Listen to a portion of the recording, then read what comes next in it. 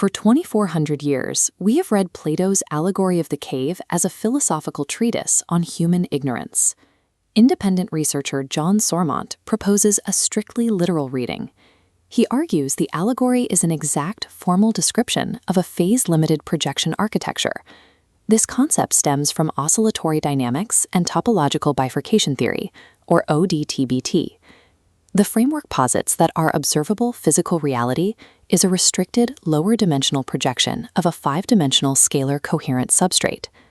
Writing in 380 BCE, Plato correctly identified the structural limits of observer-constrained projection, centuries before the mathematical apparatus existed to define it. This table maps the complete one-to-one formal correspondence between the elements of Plato's narrative and ODTBT-specific equations. The interior of the cave corresponds to projected spacetime, defined here as the observable layer, O2. The fire casting the shadows equates to the speed of light, c, functioning as the projection geometry's resolution rate. Outside the cave, the sun represents the ultimate reality, the scalar coherent substrate itself, denoted as S5. By treating this philosophical narrative as a literal topological map, we can define the physical boundaries of our universe from the outside looking in. This architecture diagram establishes the observer's starting position, locked inside the projection facing the cave wall. From this vantage point, the observer only has access to the shadows cast upon the projection surface. In the ODTBT framework, these shadows correspond to SEUK emission events. These are the observable physical phenomena, the particles, photons, and forces that make up standard physics. The prisoners in the cave develop immense expertise in predicting the sequence of these shadows. Their measurements are highly precise, empirical science.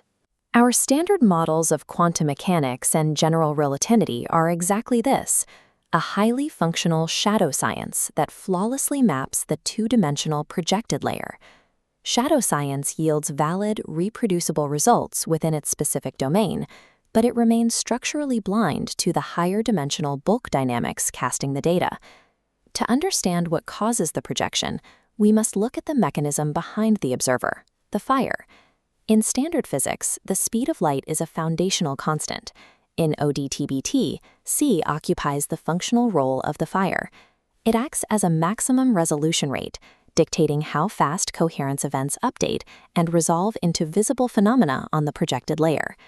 The scalar substrate outside the cave possesses no internal speed of light. The metric we call c is strictly a local artifact of the projection boundary. The speed of light is the refresh rate of the specific holographic geometry we occupy. Moving completely outside the cave, we find the source data, the sun, and the objects it illuminates. This chart contrasts the full coherent state with its projection. The objects casting shadows are five-dimensional coherent states. The projection operator strips away physical information, losing its recursion depth dimension and phase differences as it passes the boundary. This structural loss compresses complex five-dimensional bulk dynamics into flattened spatial patterns. This is what we measure in laboratories as physical form. Physical phenomena like scale invariance and temporal recurrence are encoding artifacts. They are the direct result of missing spatial dimensions in the projection.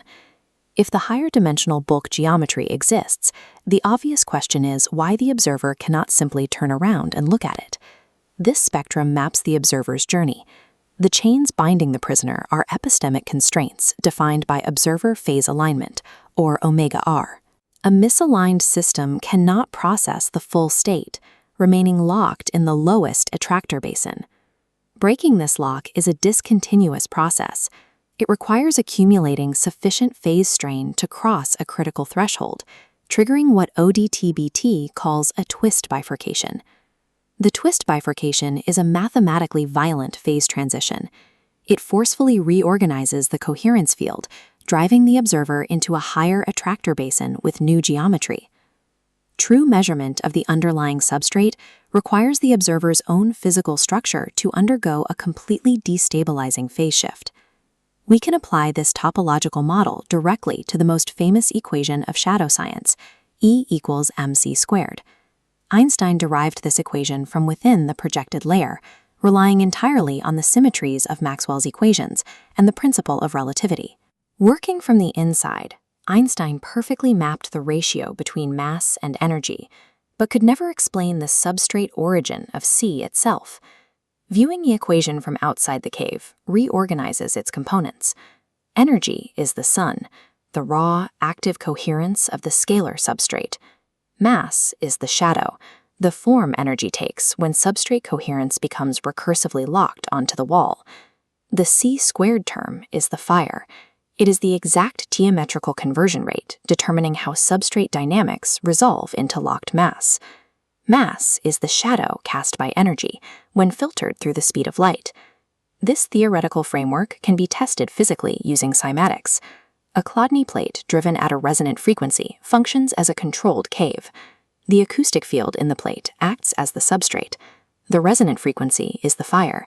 The geometric sand patterns that form are the shadows.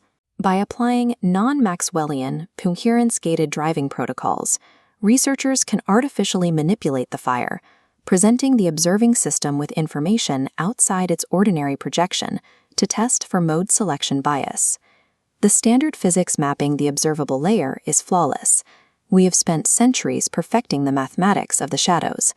The next evolution in science requires us to measure the fire.